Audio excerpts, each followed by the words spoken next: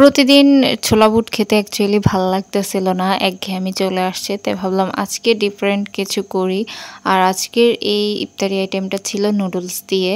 তো প্রথমে আমি হচ্ছে একটা কড়াইতে পেঁয়াজ, কাঁচামরিচ নিয়ে একটু নেড়ে চেড়ে দেন এখানে হচ্ছে জিরার গুঁড়া, রসুন আর হচ্ছে আদা বাটা দিয়েছি।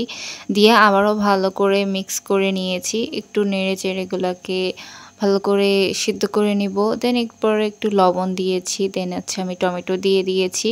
আমার কাছে টমেটোটা একটু ভালো করে সিদ্ধ হলে দেন খেতে ভালো লাগে। গোটা, গোটা থাকলে ভালো লাগে না। তার জন্য আমি হচ্ছে টমেটোটা একটু আগে দিয়ে দিই।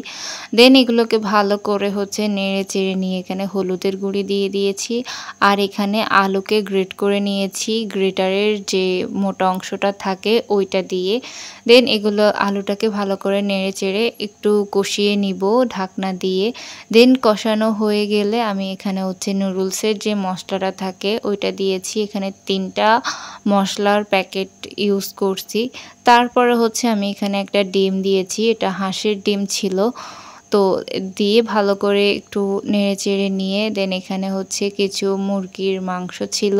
সেগুলোকে ছোট, ছোট করে নিয়ে দেন হচ্ছে দিয়েছি। তারপর একটুখানি পানি এড করছি।